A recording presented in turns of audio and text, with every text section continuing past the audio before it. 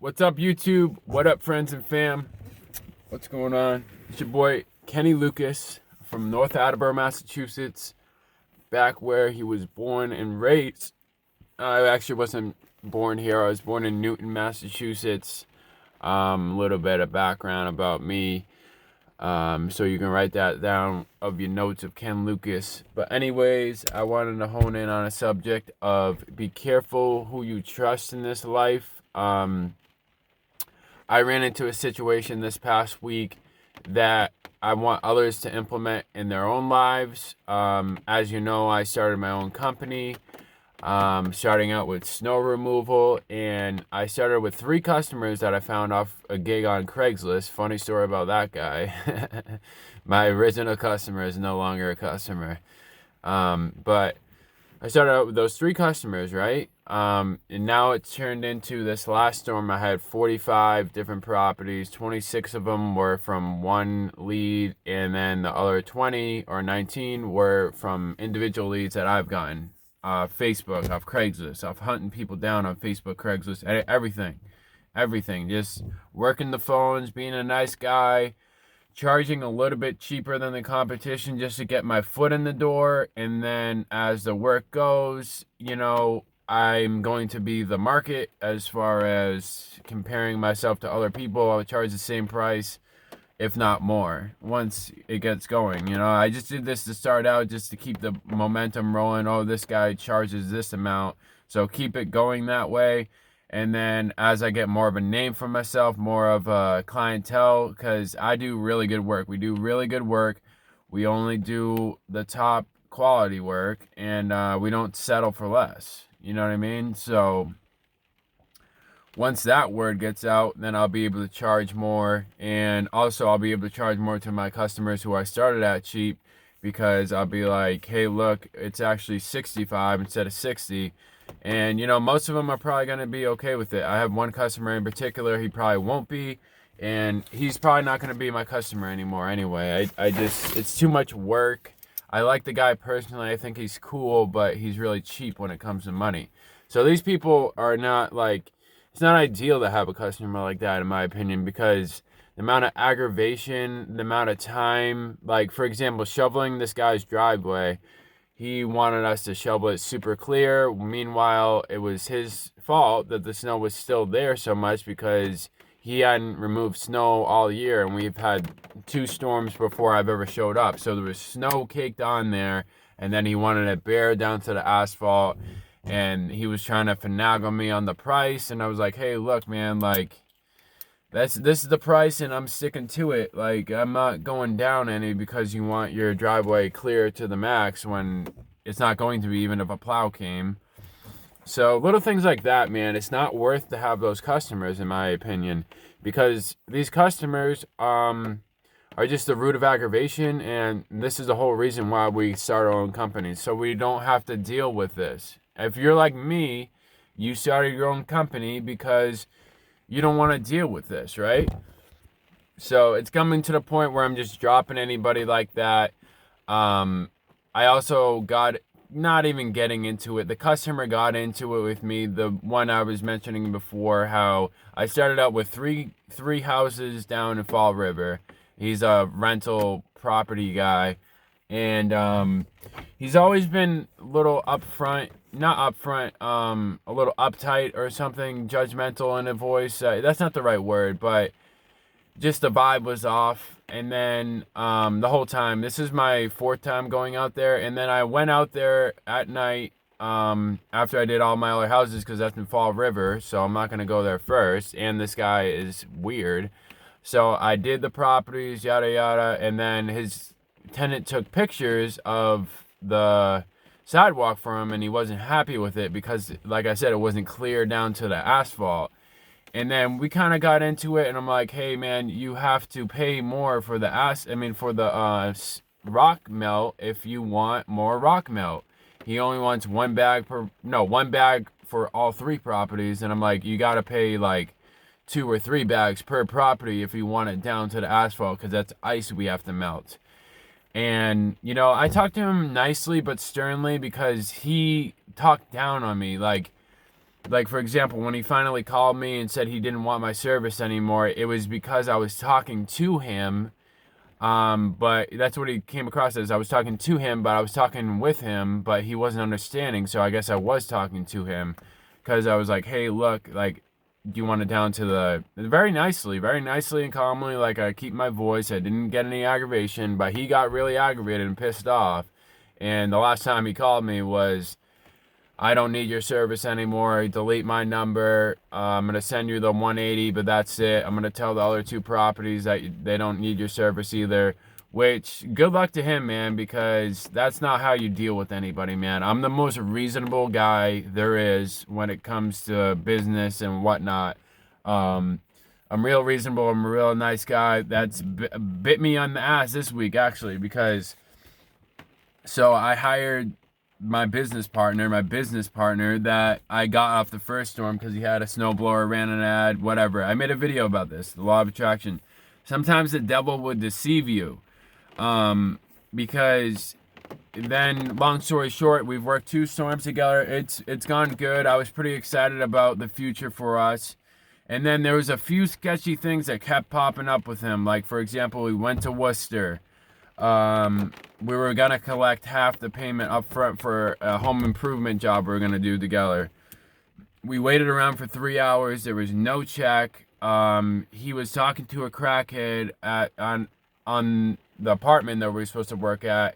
And it was just weird. He's like, yeah, she has to call the landlord because I don't know him that well. I'm like, you're picking up a check from somebody you don't know that well. And first of all, you're talking to a crackhead. Then the story just gets more sketchy and more sketchy. He was definitely picking up drugs looking back at it. There's no freaking way he wasn't. So he definitely was but then the thing is, he says he's clean and sober now 3 years or 2 years. Like, he hasn't done pills or anything like that in 2 years. But I know a drug addict when I see one because I am a fellow recovering drug addict. I don't do no drugs anymore. And he's definitely tweaked out of his mind. He has no personality, yada, yada, yada. But then the whole point of that story is I should have listened to my gut right then and there in Worcester and been like, hey, look, this isn't working for me. I don't wait around for checks like this. I just don't. It's a sketchy neighborhood, definitely a crack-infested neighborhood.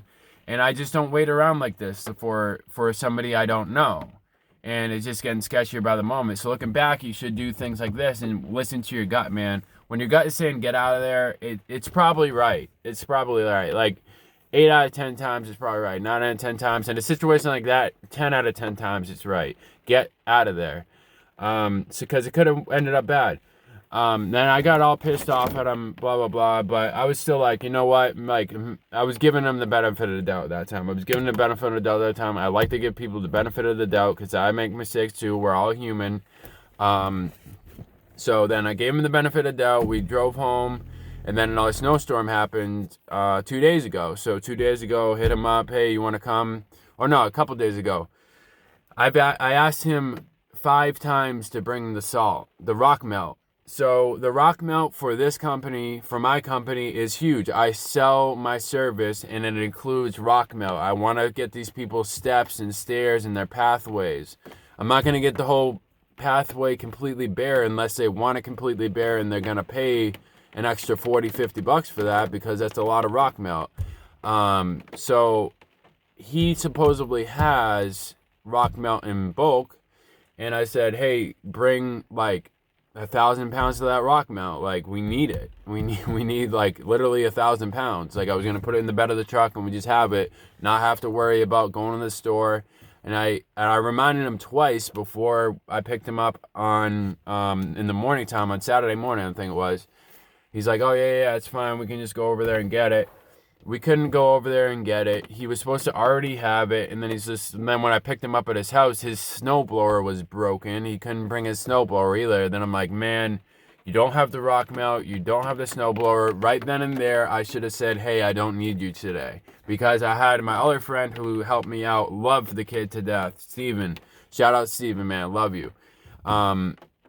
Good worker and everything, younger. He has a snowblower too, and I can pay him less and have a good time with him, talk about life, and yeah, that's it, you know? So the lesson I learned from this is this. I don't want anybody as a business partner unless they bring something to the table, bottom line. And most people who bring something to the table already have their own business. So that's something I have to accept, that it's pretty rare to find a business partner nowadays. I'm going to do it by myself and just hire people and pay them a lot less, and I'm going to do a lot more well off because I'm a good guy. I believe the law of attraction. So I'll start out somebody like $150, $200 a day instead of $300 a day. That's what I paid both of them. So over the course of 3 storms, I could have made 150, 150, 150, 450 could have been back in my pocket if I budgeted on the worker I had. 350, no, 450. 450 could have been back in my pocket, or even 700. I forget how many, or 600. I forget how many storms we did where I paid him $300 a storm. So you can't be in Mr. Nice Guy, man. That's what they say about being a nice guy. Nice guys, it's just, there's a fine line between being a nice guy. You got to be stern, but this is the moral of the story right here. You have to earn your ranks with me. You have to earn your ranks with me. That's one of my biggest flaws, is I give people their ranks before they earn them. And, you know, it's just not possible. It's just not possible. You have to earn your ranks. When you're given something, you're way less likely to take care of it. For example, with the kid who I was giving $300 plus a day, I told him, when we ended our route, I dropped him off at a driveway, and he said his buddy was coming over with a plow, right? This is a $150 driveway that we do just to remove the snow and put down sand. $150 that we get paid. So it's $125 profit because we pay about like $25 in the sand and rock melt. $125 profit. He fucks around there, excuse my language, and his buddy doesn't even come with the plow. Doesn't get the driveway done, and then I called him at 2 a.m. His phone's off. He sent me a weird, sketchy text message. Hey, I couldn't do it. My buddy didn't come. I don't care if your buddy didn't come. Start shoveling that, man. The next morning, I went up there and I shoveled half of it by myself. I only needed the snowblower for like half the driveway. It was a long driveway, and it took me like 2 hours with the snowblower, but with a shovel you can do it in 3 hours. I don't care. Make it happen. Get it done. You work for me. I'm paying you $300 plus a day. Nobody else is gonna pay you this rate for shoveling snow. I'm paying you more than a CDL driver gets when he drives a truck. So you do your job, man. You're getting paid more than a specialized employee would get. Like, so that's it for me. I'm only gonna pay people top dollar if they're certified, if they're trimming trees for me, if they're doing something, you know, something above and beyond for me. I'm no longer playing games with these folks that have to rate. You know, if you already have your rank and you already have your ranks, I'm gonna pay you well to start, but I'm not gonna pay you very well to start either, because you have to get your ranks with me. If you already have your CDL, I respect you a little bit more. Maybe I'll give you $50 more per day versus somebody who's just rolling in with no certifications. You know, it's just a learning lesson. Take this if you have your own business, or you're starting your own business, or you're thinking about starting your own business. Think about who you're gonna hire and have these conversations with people. If you want, just spend $5 on a Craigslist ad under gigs. You can hire people off gigs, and trust me, you'll post a job and a job offering, and you'll get hundreds of emails depending on where you are. So be ready for that. But the thing is, it's good practice. Post a Craigslist ad, hiring for a landscaping crew this year. I need one guy that knows how to mow, which I'm going to be posting that ad very soon. Then just practice interviewing. Go to the interview spot. Pretend you already have your business. These people don't know you don't have a business. Pretend, act, and then when you get out there and do these things, you implement these things in your life. You're already practicing, so when it's time to go, you're set in stone, man. When it's time to roll on this business, you're set in stone. You know how to interview people. You know this, you know that. You know how to pick up people's energy.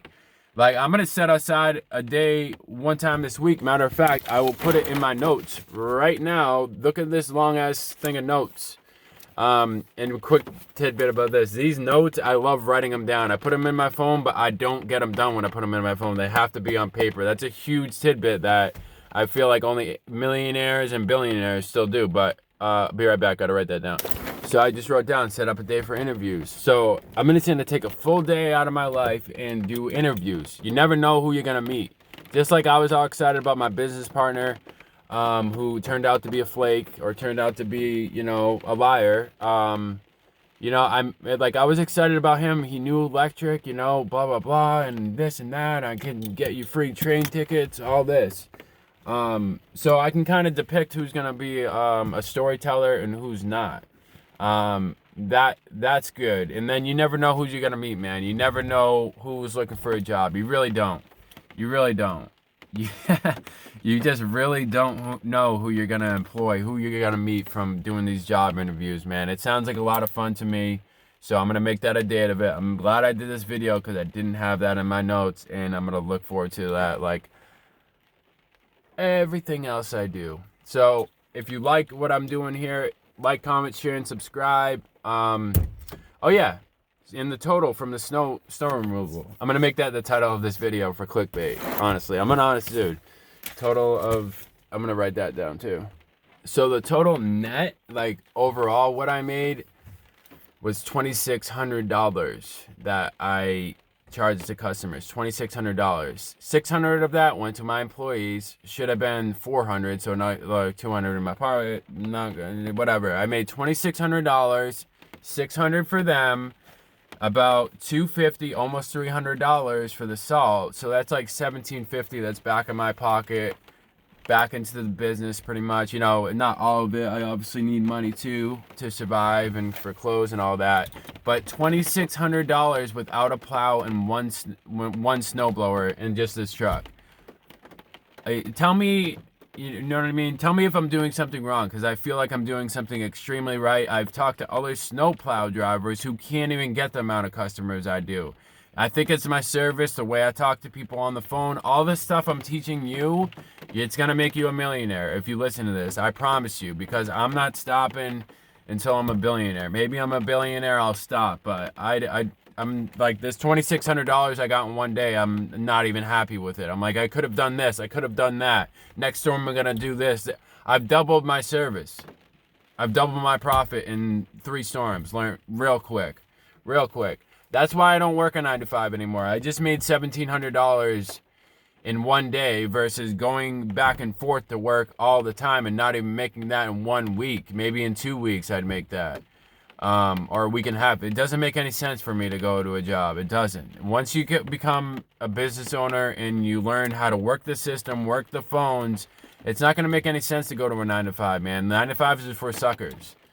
Unless you like doing that, nothing against you. But if you don't like doing that, you're a business owner and you're a sucker if you're going to that. I'm not saying quit your job if you like it, but if you don't like it, if you don't like the money, quit your job. Like, straight up, you have to quit your job.